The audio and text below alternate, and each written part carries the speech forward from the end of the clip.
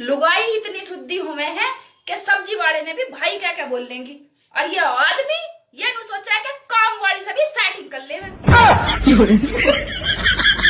अपने पति को खुश रखने के 3 तरीके। पहला, अपने पति की सुने। दूसरा, अपने पति को उसके दोस्तों के साथ जाने दें। तीसरा, रुक मैं बताता हूँ। कितने बार बोला जब मैं बोलती हूँ तो बीच में मत बोला करो। तीसरा, अपने पति को बोलने का पूरा मौका दे। पत्नी की हाइट हमेशा पति से छोटी ही होनी चाहिए, क्योंकि जब पति पत्नी को गले लगाए तो पत्नी अपने पति के दिल की धड़कनें सुन सके और पति अपनी पत्नी के माथे को चूम सके, और पत्नी जब भी अपने पति से बात करे तो अपना सर उठा के बात करे, और पति अपनी पत्नी की बातों को अपना सर झुका कर सुने। बाबू, क्या हुआ चंदा? मेरे फोटो अच्छे नहीं आते हैं। बस इतनी सी बात, अभी मैं खींच दूंगा, अच्छे आएंगे। ओके। इस्माइल दिखाइए। ये देखो। बाबू, ये फोटो अच्छा नहीं आया। कोई बात नहीं चंदा, शायद लेंस गंदा है, इसे साफ कर दूं फिर अच्छा आएगा। ओके। इस्माइल देखिए बाबू, इस बार भी फोटो अच्छा नहीं आया। कोई बात नहीं चंदा, शायद बैकग्राउंड गंदा है, उसे साफ कर दूं फिर अच्छा आएगा। ओके। इस्माइल दिखाइए। बाबू, इस बार भी फोटो अच्छा नहीं आया। कोई बात नहीं चंदा, शायद तुम्हारे कपड़े गंदे हैं, इन्हें बदल के आओ फिर अच्छा आएगा। ओके। इस्माइल दिखाइए। बाबू, इस बार भी फोटो अच्छा नहीं आया। अब क्या गंदा है? चंदा सच बताऊं तो जो चीज वाकई में गंदी है उसे बदलने की मेरे अंदर हिम्मत नहीं है। कुछ नहीं, मैं तुम्हारे फोटो पे फिल्टर लगा दूंगा फिर अच्छी आ जाए। अबे यार, ये सीने में दर्द क्यों हो रहा है? हार्ट अटैक भी तो ऐसे ही आता है। कहीं मुझे हार्ट अटैक तो नहीं आ रहा? हे भगवान, अगर मैं मर गई तो मेरे छोटे छोटे बच्चों का क्या होगा? कहाँ जाएंगे वो? और आदमियों का क्या है, वो तो दूसरी शादी कर लेते हैं। अगर इन्होंने मेरे वनडे के बाद दूसरी शादी कर ली तो हाय, मेरी सुंदर सुंदर साड़ियां और गहने वो चुड़ैला के पहनेगी, और ये भी उसी की सारी बात मानेंगे। मेरे बच्चों को घर से निकाल दिया तो? हाँ, नहीं भगवान जी, ऐसा मत करना, मेरे बच्चे बहुत छोटे छोटे हैं। और फिर ये भी उसी की सारी बात माना करेंगे, उसके लिए बहुत अच्छी अच्छी चीजें लेके आया करेंगे जैसे मेरे लिए लेके आते हैं। नहीं भगवान जी, हाय, दर्द में कुछ आराम से आया डकार आके, हैं? कहीं गैस का दर्द तो नहीं था? हे भगवान, मैं भी कुछ भी सोच लेती हूँ। ऐसा हो ही नहीं सकता। आपको पता है, पहले मुझे अंधेरे से बहुत डर लगता था, फिर बिजली का बिल आ गया, अब मुझे रोशनी से बहुत डर लगता है। 5 साल हो गए हमारी शादी को, और हमें पता ही नहीं लगा कि ये 5 साल कैसे बीत गए। मैं बोलूं? चुप रहे जब मैं बोलने लगी। मतलब इतनी हंसी खुशी से ना, है ना जी? हाँ। आज एक दिन खाना नहीं बनाया तो सबने मुझे इतना सुनाया। स्टेटस डाल देती हूँ, सब पूछेंगे तूने क्या बनाया, सिर्फ माँ ही पूछती है बेटा तूने भी कुछ खाया। सब मुझे कितना सुना देते हैं पर मैं कभी जवाब नहीं देती, स्टेटस डाल देती हूँ।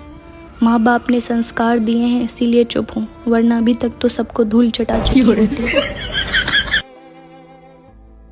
ये भी हमेशा मुझे ही गलत बोलते हैं, कभी अपने घर वालों को नहीं बोलते। स्टेटस डाल देती हूँ, औरों से क्या शिकायत जब अपने ही साथ नहीं देते।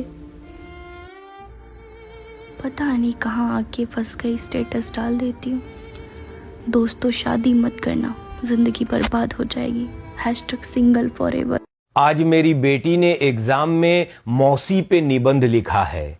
उसने लिखा है, मेरी मम्मी के अलावा नानी की जो दूसरी लड़की होती है उसे मौसी कहते हैं। मौसी मेरी माँ की बहन होती है। जब भी मौसी हमारे घर आती हैं तब अपने अपने ससुराल की चुगली करती हैं।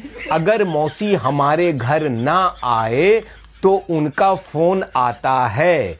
जब भी मौसी का फोन आता है उस दिन हमें भूखे ही रहना पड़ता है, क्योंकि दोनों की बातें 4 से 5 घंटे चलती हैं। खुशी की बात यह है कि इस निबंध के लिए उसे 100 में 100 नंबर मिले हैं। अच्छा तो मैम ये बताइए कि आप घर पर कौन सी लैंग्वेज यूज करते हो? लैंग्वेज? मैं घर पे गूंगी रहती हूँ, अगर बोलती हूँ तो कलेश हो जाता है। यह कहानी एक छोटे से गांव की है जहां एक प्यारी सी पत्नी सीमा और उसका पति रमेश रहते थे। सीमा अपने पति से बहुत प्यार करती थी और उसे कभी भी शिकायत नहीं होती थी। वह दिन रात रमेश के लिए जीती थी, लेकिन रमेश के दिल में सीमा के लिए प्यार की कमी थी। वह हमेशा उसे झूठ बोलता और नए नए बहाने बनाता।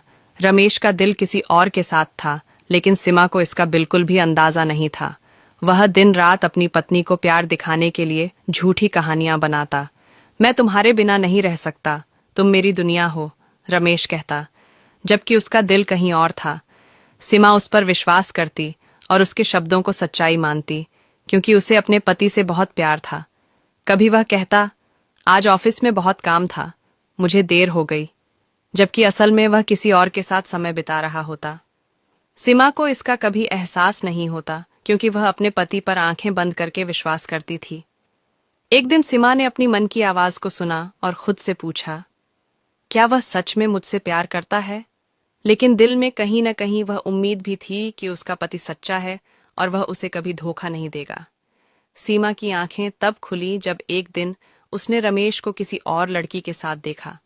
वह चुपके से पीछे जाकर देख रही थी, लेकिन जब उसने देखा कि रमेश उसे झूठ बोल रहा था और उसकी आंखों में वही झूठी मुस्कान थी, तो उसे समझ में आ गया कि वह झूठ बोल रहा था। सीमा का दिल टूट गया, लेकिन उसने अपने आत्मसम्मान को बनाए रखा। अब वह समझ चुकी थी कि प्यार सच्चा होना चाहिए और बिना सच्चाई के कोई रिश्ता नहीं चलता। रमेश को भी यह एहसास हुआ कि अब सीमा उससे दूर जा रही है, लेकिन अब देर हो चुकी थी। उसकी पत्नी ने उस पर भरोसा खो दिया था और इस तरह सीमा ने अपने जीवन में बदलाव किया, एक नया रास्ता चुना और अपने आत्मसम्मान की रक्षा की।